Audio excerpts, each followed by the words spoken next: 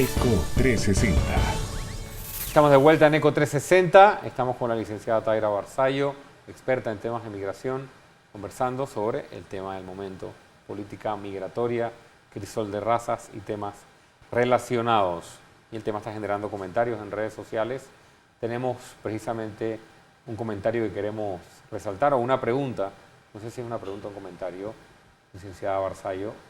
Nos dice Alvarado PTY 1.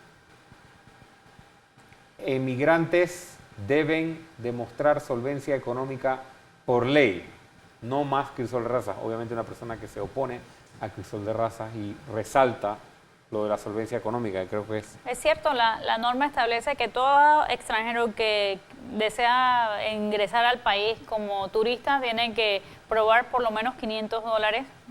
Además de eso, tener un boleto de ida y regreso. Y su pasaporte tiene que tener por lo menos 3 meses de vigencia. Es la vía corriente. El que viene para crisol de raza usualmente entra como turista y se queda. Y se queda, exactamente.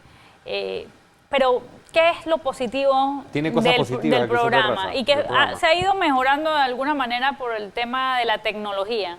Las personas que aplican al crisol de raza tienen que hacerlo a través de la web. Ajá. Entonces, eso se hace con algún tiempo de anticipación a que se realicen las ferias. Entonces, durante ese tiempo, las autoridades tienen algún tiempo de filtrar y de analizar. Pasa un tiempo desde que la gente sube su información hasta que se presentan allá a la feria. Exactamente. Y eso de alguna manera le da un panorama a las autoridades para hacer un análisis de la persona, ¿no? Uh-huh. Pero me imagino que de todas maneras habrán los casos. Según el director Javier Carrillo, se han aprobado aproximadamente 48,000 personas en este proyecto desde que arrancó y se le han negado a 26,000 personas. Pero ¿qué pasa con esas 26,000 personas? ¿Se te niega? ¿Se fueron?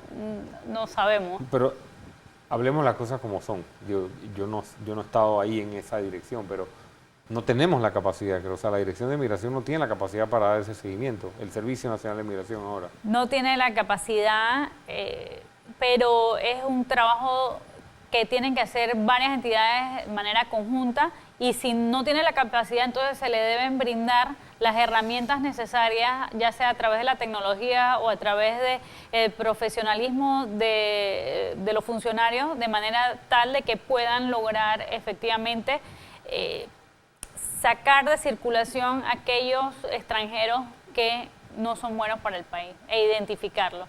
Ahora bien, el gobierno ha dicho que esta va a ser la última. Exacto. Crisol de razas. ¿Esa es la medida que se requiere a su criterio?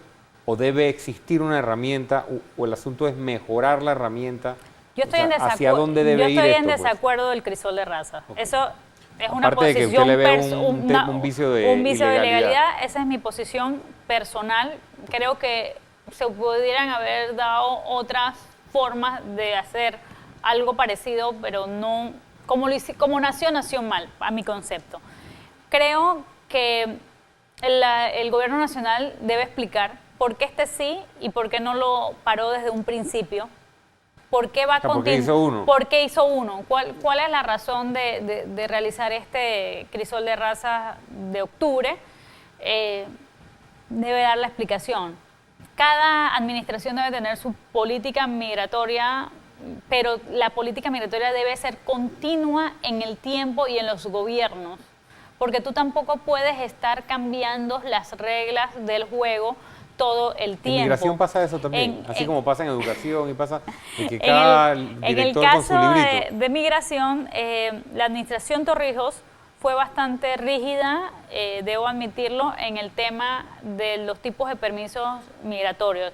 En la administración del presidente Martinelli se flexibilizó una serie de permisos de residencia a profesionales, a casi 24 o 26 países se les dio también un permiso de residencia permanente bastante ventajoso con respecto a otros permisos de residencia, pero también la política migratoria tiene que ir consona con la política migratoria laboral. El Ministerio de Trabajo y el Servicio Nacional de Migración deben ir de la mano. Por una parte, el Servicio Nacional de Migración, por ejemplo, flexibiliza y crea un permiso de residencia temporal para trabajadores eventuales. Sin embargo, el Ministerio de Trabajo tiene el permiso de trabajo de trabajadores eventuales. Migración lo tiene por 1 año, el Ministerio de Trabajo lo tiene por 3 meses. Entonces, no hay coherencia en las políticas migratorias. También, si tú quieres flexibilizar el código laboral panameño, que yo creo que a la final fue la intención de la administración pasada, creando permisos de trabajo freelance, porque todas estas personas que están trabajando, que están obteniendo permisos de trabajo en el crisol de raza, son freelance, porque no trabajan para ninguna empresa, no tienen que presentar dentro de su documentación dónde trabajan, cuál es la empresa que los respalda, simplemente obtienen un permiso de trabajo aún cuando no tengan trabajo. Yo le iba a hacer una pregunta, ahora que ya habla de eso.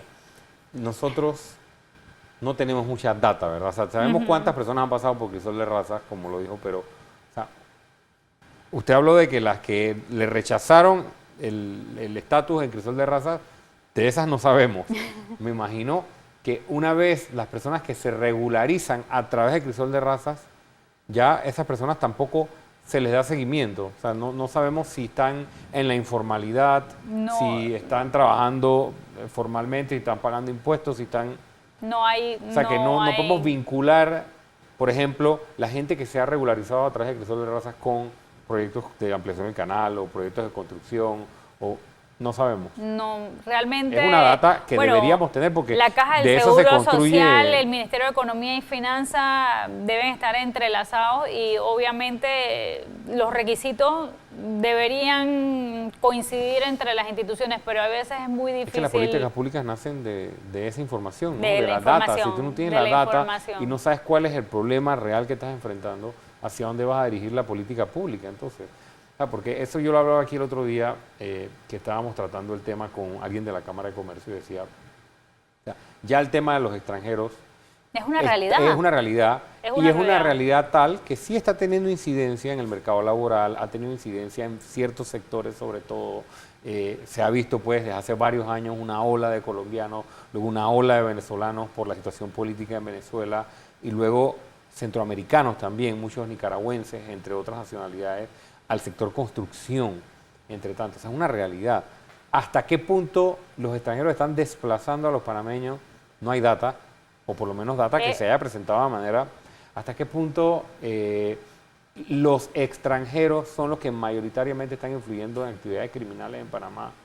O sea, honestamente, considero que si vamos a llevar el debate a ese nivel, hay que hacerlo de manera responsable.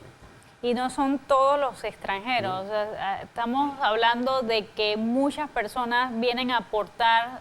la mayoría, diría yo, la gran mayoría. Vienen a aportar cultura, conocimientos, nuevas praxis en los diferentes trabajos y los panameños tenemos que aprender de las experiencias de los extranjeros y todo lo demás. Y también debe existir un respeto, ¿no?, de parte de ellos, de nuestra legislación, a nuestras normas que se pasan de la raya y a nuestras culturas, las redes sociales, ¿no? Pero normativamente debe haber coherencia. Debe haber coherencia entre la política migratoria laboral y la política migratoria.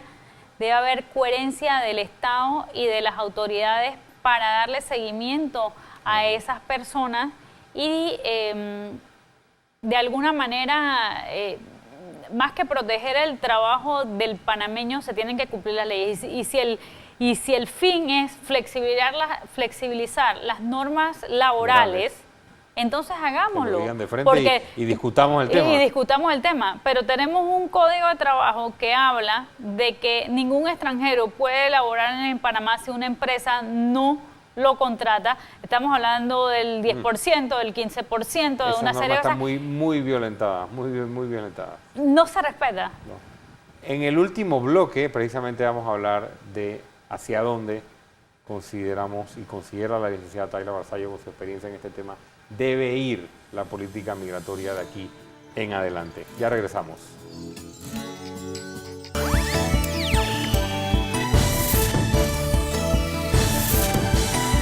Eco 360.